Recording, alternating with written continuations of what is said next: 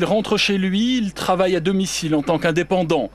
Tramway, busway, le bus en site propre, chronobus, le bus à la minute, vélo et voitures partagées permettent une vraie mobilité en ville. Nantes a reçu la récompense de Ville verte 2013 de la Commission européenne. Ville de 600 000 habitants située dans l'ouest de la France, est la première à avoir réintroduit le tramway en 1985. Depuis, les investissements dans les transports en commun n'ont pas diminué. En moyenne, près de 100 millions d'euros par an. C'est le premier poste de dépense de la ville.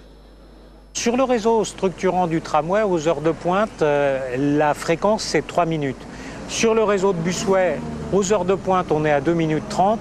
Et sur le réseau chronobus, les heures de pointe oscillent entre 5 et 8 minutes. Il faut que les gens modifient leur comportement sans que pour autant on soit sans arrêt à leur taper sur la tête et à les culpabiliser, mais à leur montrer qu'il y a des alternatives. L'objectif de la ville pour 2020 est de réduire le rejet de CO2 de 30% par rapport à 2003.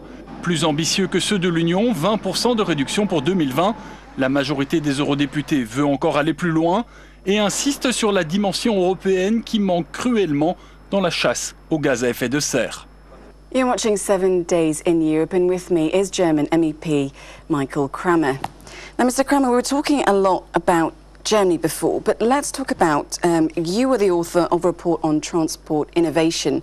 So what are your ideas for Europe? And if we maybe use an example of a big European city like, say, Paris, what ideas would you say that you can put into place in Paris now that you would like to see maybe in the future? I think we have to look at the cars. That is not now very attractive to own a car, but to use a car. And I always say a capitalist will never buy a machine which only runs 1 or half an hour a day, because that is not feasible. But talking about that, I saw one of your speeches at the plenary and you said, talking about car ownership, you said that it isn't as important as it was in the 50s or 60s, and that we shouldn't really just be looking to get from A to B. But the problem is, I mean, take for example, I'm running late for work or I'm running late for any appointment.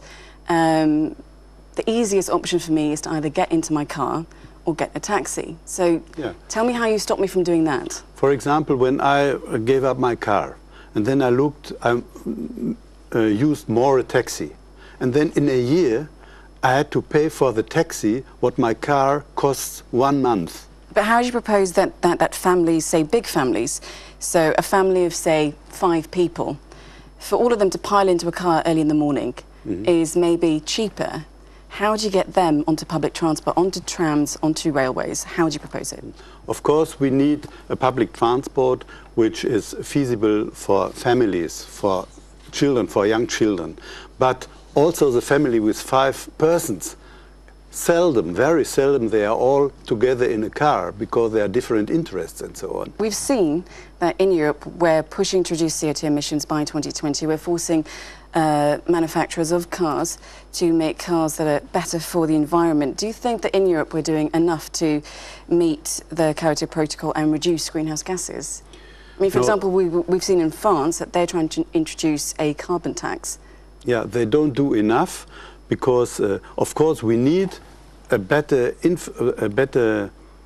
cars which are reducing less emissions, which have less emissions. That is necessary. Are hybrid cars and electric cars a good alternative, or not just yet? No, the problem is because automobility has 5 disadvantages. That is the emission, then the noise, then we have the problem with the money, and each car in Europe is subsidized by all the taxpayers by 1,600 euros a year if you are looking for the following costs. And then we have the problem with the accidents. 30,000 people are killed by cars in a year. And the last one, the surface, the change. The need is to change mobility away from car, only those car which is necessary for certain people, that is clear, or in the country that is more comfortable and more ecological than if I'm sitting with 3 people in a big bus. But in the cities, you have the chance to change the mobility to save it. Okay, Mr. Cramer, unfortunately we have run out of time, but thank you so much for joining us on the programme. Thank you so much. Thank you. You've been watching 7 Days in Europe with me, Mariam Sadi. Take care and goodbye.